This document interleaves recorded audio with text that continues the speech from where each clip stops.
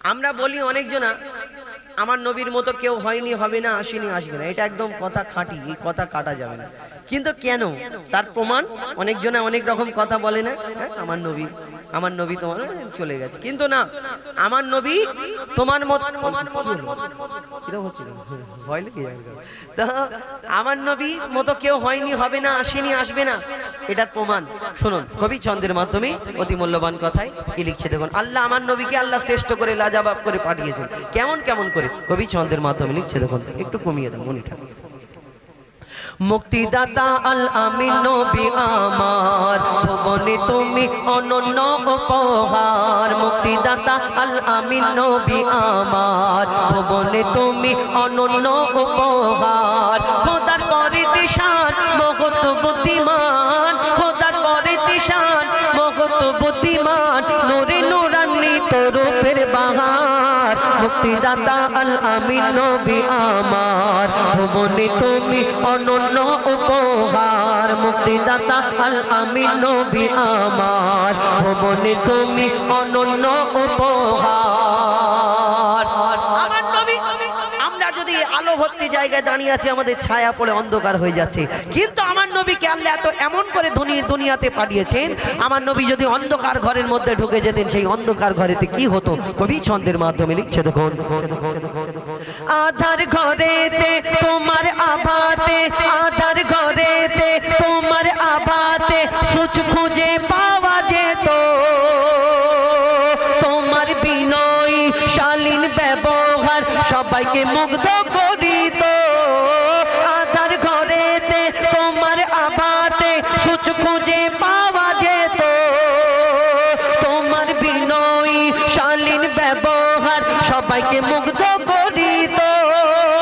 মিষ্টি মধুময় মুখের ভাষা তোমার, মিষ্টি মধুময় মুখের ভাষা তোমার, অনুপম তুমি সেরা রূপকার। মুক্তিদাতা আল আমিন নবী আমার, ভুবনে তুমি অনন্য উপহার। মুক্তিদাতা আল আমিন নবী আমার, ভুবনে তুমি অনন্য উপহার। আমার নবীর মতো কেউ হয়নি, হবে না, আসেনি, আসবে না। আমরা যদি এই দুনিয়াতে বড় বড় বিজ্ঞানী, আবিষ্কারক, ডাক্তারকে বলো কারো চোখ যদি কোনো আঘাত লেগে খুলে পড়ে যায়, সেই চোখটা লাগিয়ে দেবে, কিন্তু সেই চোখে আর দেখতে পাবে না। আমার নবী যুদ্ধের ময়দানে একজন সাহাবার চোখটা খুলে পড়ে গেল শত্রুদের তীরের আঘাতে, সেই চোখটা লাগিয়ে দিয়ে আমার নবী আল্লাহর কাছে দোয়া করে, সেই চোখেতে কি হয় কবি ছন্দের মাধ্যমে লিখছে দেখুন। যুদ্ধের ময়দানে চক্ষু জমিনে, যুদ্ধের ময়দানে চক্ষু জমিনে খসে পড়ে এক সাহাবী। রাসূলের কথায় চক্ষু ফিরে পায়, রাসূলের কথায় চক্ষু ফিরে পায়, ছিল এমনই এক নজির। যুদ্ধের ময়দানে চক্ষু জমিনে খসে পড়ে এক সাহাবী। রাসূলের কথায় চক্ষু ফিরে পায়, ছিল এমনই এক নজির। সেই চোখে কি হয়, আগেরই তুলনায় যে চক্ষু ফিরে পায়, আগেরই তুলনায় যে চক্ষু ফিরে পায়, বেড়ে গেল তাতে দ্বিগুণ পাওয়ার। মুক্তিদাতা আল আমিন নবী আমার, ভুবনে তুমি অনন্য উপহার। মুক্তিদাতা আল আমিন নবী আমার, ভুবনে তুমি অনন্য উপহার। মুক্তিদাতা আল আমিন নবী আমার, ভুবনে তুমি অনন্য উপহার। ভালোবাসি আর ভালোবাসিব মনে প্রাণে নির্ভাবনায়, তোমায় যদি পাই আর কিছু না চাই, রবে না আখিরাতের ভয়। ভালোবাসি আর ভালোবাসিব মনে প্রাণে নির্ভাবনায়, তোমায় যদি পাই আর কিছু না চাই, রবে না আখিরাতের ভয়।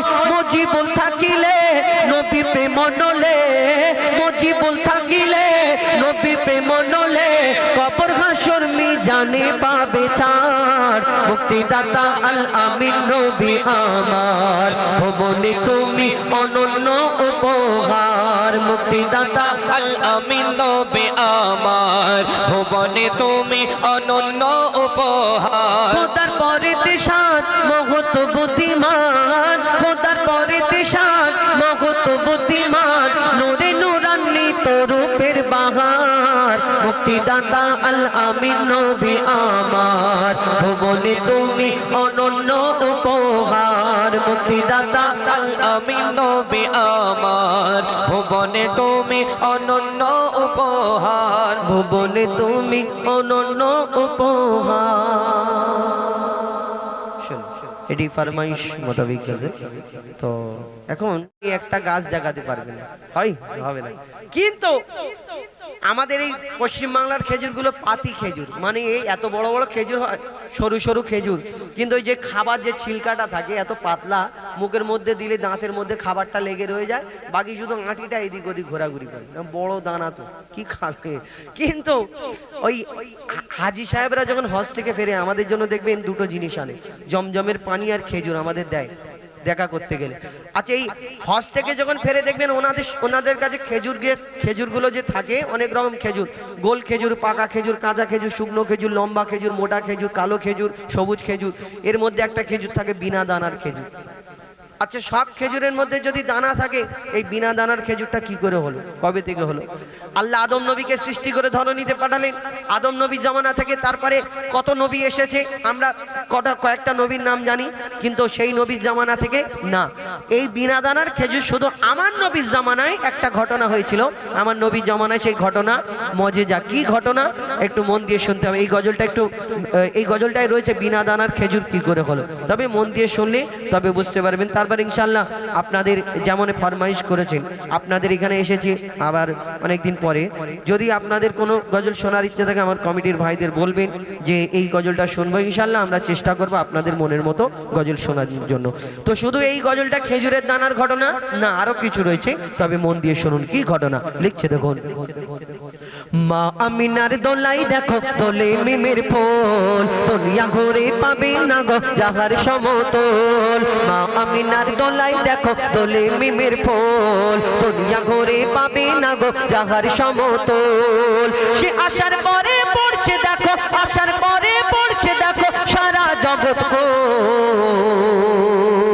কি পড়ে বলে লা ইলাহা ইল্লাল্লাহু মুহাম্মাদুর রাসূল, লা ইলাহা ইল্লাল্লাহু মুহাম্মাদুর রাসূল, লা ইলাহা ইল্লাল্লাহু মুহাম্মাদুর রাসূল। মা আমিনার দোলাই দেখো দোলে মিমের ফুল, দুনিয়া ঘুরে পাবে না গো যাহার সমতল। মা আমিনার দোলাই দেখো দোলে মিমের ফুল, দুনিয়া ঘুরে পাবে না গো যাহার সমতল।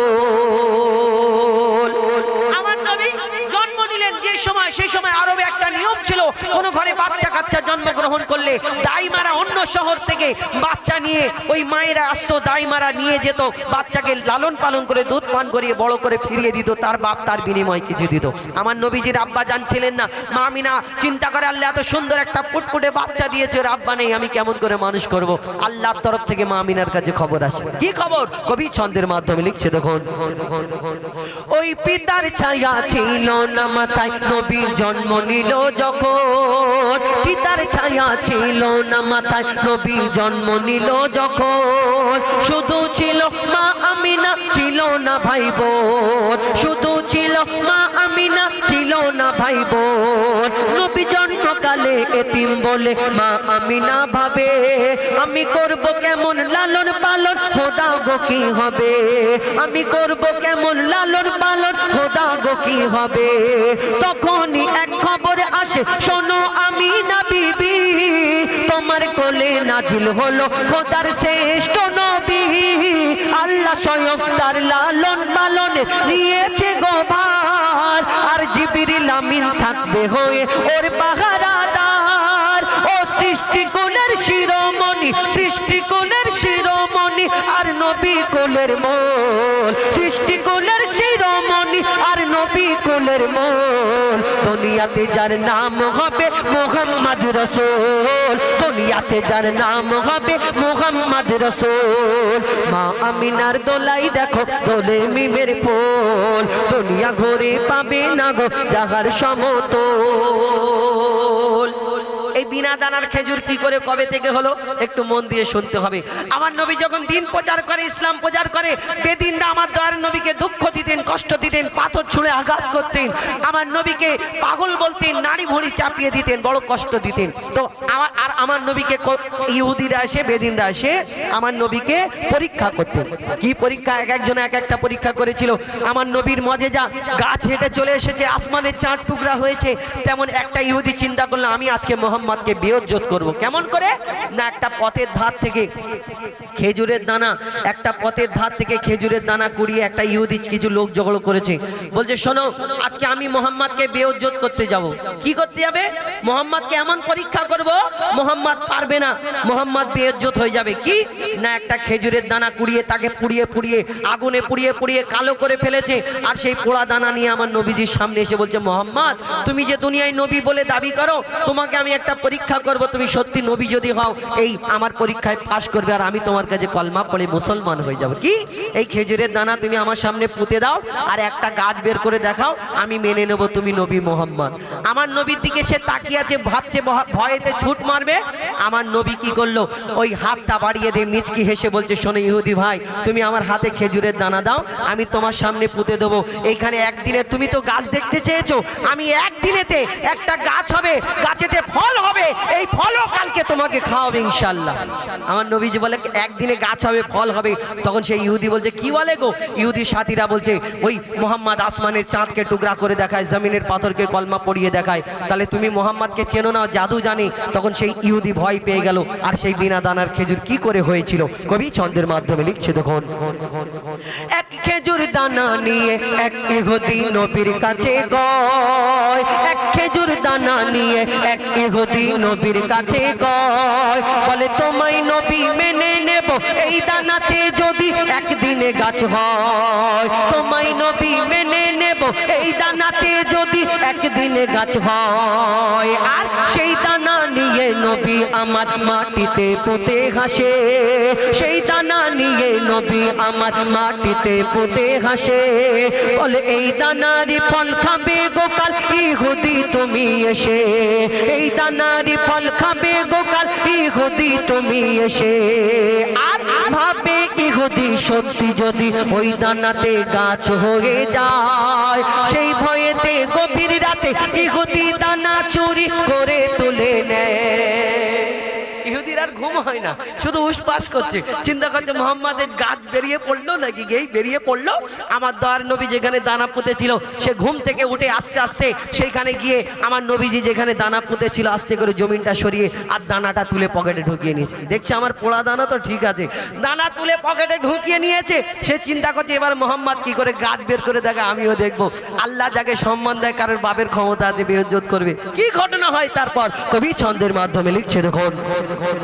ভাবে ইহুদি সত্যি যদি এই দানাতে গাছ হয়ে যায়, সেই ভয়েতে গভীর রাতে ইহুদি দানা চুরি করে তুলে নেয়। পরের দিনে সেই ইহুদি নবীর সাথে গাছ দেখতে যায়, পরের দিনে সেই ইহুদি নবীর সাথে গাছ দেখতে যায়, গিয়ে দেখে সেথায় গাছ হয়ে ফল ভরে রয়। নবী তাকে নিজের হাতে সে গাছের খেজুর খেতে দেয়, আর খেজুর খেয়ে বলে ইহুদি এর দানা কোথায়? গাছ হয়েছে, ফল হয়েছে, ইহুদি অনেক লোকজনকে নিয়ে গিয়ে দেখছে গাছ হয়েছে, কিন্তু আমার নবীজি তাকে সেই গাছ থেকে খেজুর পেড়ে দিচ্ছে। কেন? অরিজিনাল কি ডুপ্লিকেট দেখতে হবে। আমার নবী দুটো তিনটে খেজুর পেড়ে দেওয়ার পরে সে খাওয়ার পরে দেখছে সব ঠিক আছে। আমার নবীকে প্রশ্ন করলো মোহাম্মদ আর জীবনে প্রশ্ন করবো না, কিন্তু আরেকটা প্রশ্ন, কি আরবের বুকে সব গাছে যদি খেজুরের দানা হয়, তোমার গাছে কেন দানা হলো না? আমার নবী 63 বছর 3 দিন কারোকে কষ্ট দিইনি, আর সেই ইহুদিকে কি করে কষ্ট দেয়? শেষ পর্যন্ত কি হয় লিখছে দেখুন। সেই খেজুর খেয়ে বলে ইহুদি এর দানা কোথায়? আর নবী বলে যে গাছের দানা, নবী বলে যে গাছের দানা রাতে চুরি হয়ে যায়, নবী বলে যে গাছের দানা রাতে চুরি হয়ে যায়, সেই বিনা দানার গাছের খেজুরে দানা কি আর হয়? ইহুদি তখন স্বীকার করে, ইহুদি তখন স্বীকার করে মোর নবীর কাছে ভুল, ইহুদি তখন স্বীকার করে মোর নবী আছে ভুল। আর কি বলে তুমি খোদা সত্যি নবী মুহাম্মদ রাসূল পড়ে লা ইলাহা ইল্লাল্লাহু মুহাম্মদ রাসূল পড়ে লা ইলাহা ইল্লাল্লাহু মুহাম্মদ রাসূল। মা আমিনার দোলাই দেখো দোলে মিমের ফুল দুনিয়া ঘুরে পাবে না গো জাহার সমতল। মা আমিনার দোলাই দেখো দোলে মিমের ফুল দুনিয়া ঘুরে পাবে না গো জাহার সমতল। সে আসার পরে পড়ছে দেখো সারা জগৎ কোন লা ইলাহা ইল্লাল্লাহু মুহাম্মদ রাসূল লা ইলাহা ইল্লাল্লাহু মুহাম্মদ রাসূল সাল্লাল্লাহু আলাইহি ওয়াসাল্লাম। পরবর্তী শিল্পী আমাদের নবী আমার জান নবী মারে প্রাণ নবী আমার জান নবী মারে প্রাণ তাই তো আমি করি নবীর গুণগান তাই তো আমি করি নবীর গুণগান। তারপরে বলছে দেখুন ওই আরশ থেকে খবর এলো মক্কা মদিনায় ওই আরশ থেকে খবর এলো মক্কা মদিনায় আজ নূরের পুতুল তৈয়ারি রাসূল এলো দুনিয়ায় আজ নূরের পুতুল তৈয়ারি রাসূল এলো দুনিয়ায় যার মুখের হাসি বিশ্ববাসীর মন কেড়ে নেয় যার মুখের হাসি বিশ্ববাসীর মন কেড়ে নেয় যার নামে দোয়া করলে খোদা কবুল করে নেয় যার নামে দোয়া করলে খোদা কবুল করে নেয়। ওই আরশ থেকে খবর গেল মক্কা মদিনায় আজ নূরের পুতুল তৈয়ারি রাসূল এলো দুনিয়ায় আজ নূরের পুতুল তৈয়ারি রাসূল এলো দুনিয়ায়। আল্লাহ পাক আমার আপনার রাসূলের কেমন সম্মান দিয়েছে কেমন মার্তবা দিয়েছে বলছে দেখুন ওই আকাশ বাতাস পাহাড় নদী আর সাগরের ঢেউ ওই আকাশ বাতাস পাহাড় নদী আর সাগরের ঢেউ বলে মুহাম্মদের মতো নবী আর হবে না কেউ বলে মুহাম্মদের মতো নবী আর হবে না কেউ। এই জমিন বলে নবী যখন মাটির ছোঁয়া পায় এই জমিন বলে নবী যখন মাটির ছোঁয়া পায় যতই না পাক থাকে না মাটি পাক হয়ে যায় যতই না পাক থাকে না মাটি পাক হয়ে যায় যার ছোঁয়া পেলে শুকনো ডালে ফুল ভরে যায় যার ছোঁয়া পেলে শুকনো ডালে ফুল ভরে যায় যার বাসলে ভালো জান্নাতের দরজা খুলে যায় যার বাসলে ভালো জান্নাতের দরজা খুলে দেয় যার বাসলে ভালো জান্নাতের দরজা খুলে যায়। ওই আরশ থেকে খবর গেল ওই আরশ থেকে খবর গেল মক্কা মদিনায় আজ নূরের পুতুল তৈয়ারি রাসূল এলো দুনিয়ায় আজ নূরের পুতুল তৈয়ারি রাসূল এলো দুনিয়ায়। আল্লাহ পাক আমার আপনার রাসূলকে কত মার্তবা দিয়েছিল যে গাছে ফল হয় না যে গাছে ফল ফুল ফোটে না যে গাছে পাতা হয় না সেই শুকনো গাছ তলে দিয়ে চলে যেতেন আল্লাহ পাক আমার আপনার রাসূলের ওসিলা করে ওই গাছে ফল ফুলে পাতায় ভরে দিতেন সুবহানাল্লাহ। মাশাআল্লাহ। তারপরে শেষ কথায় মন দিয়ে শুনবেন আল্লাহ রাসূল একদিন তিনি তার বিবি আয়েশা রাদিয়াল্লাহু তাআলা আনহার ঘরে বিছানায় শুয়ে আছে আর সেই সময় পূর্ণিমার চাঁদ দেখা যাচ্ছে আসমানে আমার আপনার দয়া রাসূলের বিবি আয়েশা একবার পূর্ণিমার চাঁদের দিকে তাকায় একবার আমার আপনার রাসূলের মুখের দিকে তাকায় আমার আপনার রাসূল বলছে আমার আয়েশা পূর্ণিমার চাঁদের দিকে তুমি বারবার তাকিয়ে দেখছো, আর বারবার আমার মুখের দিকে তাকিয়ে তুমি কি দেখো? ওই সময় আল্লাহ রসুলের বিবি আয়েশা রাদিয়াল্লাহু তাআলা আনহার সেই সময় আমার আপনার রসুলকে কি বলছে লিখছে দেখুন, শেষ কথায় বলছে দেখুন, একদিন বিছানাতে শুয়েছিল নবী দয়াময়, একদিন বিছানাতে শুয়েছিল নবী দয়াময়, মা আয়েশা নবীর দিকে আর চাঁদের দিকে তাকায়, মা আয়েশা নবীর দিকে আর চাঁদের দিকে তাকায়। তখন নবী বলে এমন করে কি দেখো বারবার, নবী বলে এমন করে কি দেখো বারবার, আয়েশা বলে দেখছি আমি চাঁদার তোমার, আয়েশা বলে দেখছি আমি চাঁদার তোমার। কেন?